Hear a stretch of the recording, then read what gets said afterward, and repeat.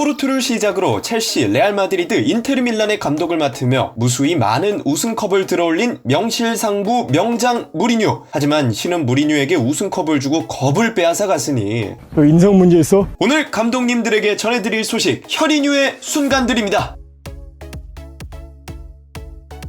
무리뉴가 벵거에게 했던 말인데요. 솔직히 말만 들으면 벵거가 경제학 책으로 때려도 무죄입니다. 이 이야기가 나온 이유는 이렇습니다. 때는 2005년 무리뉴가 첼시의 지휘봉을 잡고 있을 때였습니다. 당시 무리뉴의 첼시는 리그에서 에버튼, 칼링컵에서 찰튼을 상대로 부진한 모습을 보였는데요. 이 모습을 보고 벵거가 뜬금없이 첼시의 두 경기를 보고 첼시에 대한 믿음이 사라졌다, 첼시는 우승 후보라고 말하기 어렵다 등의 발언을 쏟아내죠. 참고로 첼시는 당시 1위였고요. 이에 무리뉴가 이렇게 대응하죠.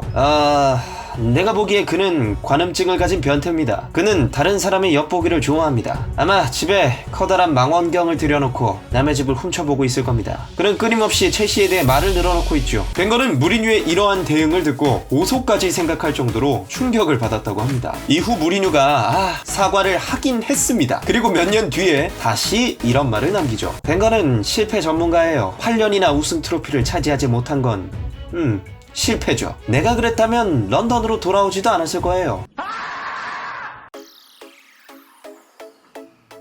때는 06-07 시즌, 퍼거슨 감독의 맨유는 무리뉴의 첼시를 6점 차로 꺾고 우승을 차지했습니다. 당시 무리뉴는 맨유가 심판과의 담합을 하고 있다는 음모론을 제기했고, 호날두가 이에 발끈해 무리뉴는 자신의 과오는 인정하지 않고 늘 남 탓만 한다고 비난했죠. 이에 무리뉴는 호날두는 나의 적수가 아니에요. 그의 발언은 정신적으로 미숙하고 예의가 없다는 것을 보여줄 뿐이죠. 마데이라 출신이라 어린 시절 가정교육을 잘 받지 못했어요. 그래서 남을 공경할 줄 모르고 성숙하지 못하죠 라고 헤드립을 날려버리죠.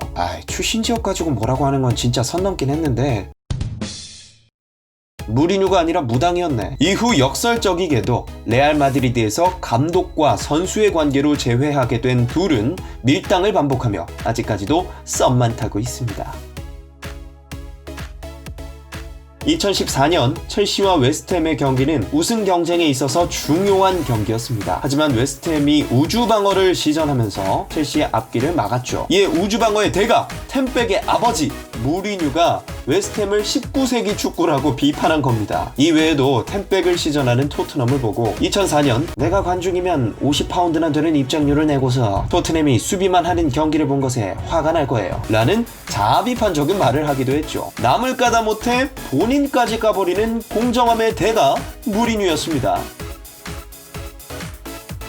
때는 바야흐로 2014년 무리뉴가 첼시, 과르디올라가 민회를 지휘할 때였습니다. 당시 유럽축구연맹에서 연간 UEFA 엘리트 구단 감독 포럼을 개최했는데 이곳에서 두 사람은 잔디 길이 문제로 다투게 되죠. 과르디올라는 빠르고 재미있는 축구를 위해 축구장 잔디 길이를 1.5cm 이하로 제한하고 경기 전 그라운드를 충분히 물로 적셔야 한다고 했는데 여기서 무리뉴가 팀들은 고유의 스타일이 있고 이는 존중되어져야 한다고 반박한 것이죠. 후에 과르디올라는 무리뉴의 혀를 경시하고 한 발 더 나아가 무리뉴가 화려한 축구보다도 결과를 더 선호하는 것처럼 보인다고 재반박을 펼쳤는데 이에 대응하면서 무리뉴가 했던 말이 참, 당신이 인생에서 무슨 일을 하든 즐긴다면 머리가 벗겨질 일이 없습니다. 그런데 과르디올라는 대머리죠. 그는 축구를 즐기지 않는 것 같아요. 나중에 토트넘 지휘봉을 잡고 삭발을 강행하고 나서도 멋있는데 가격도 저렴해요.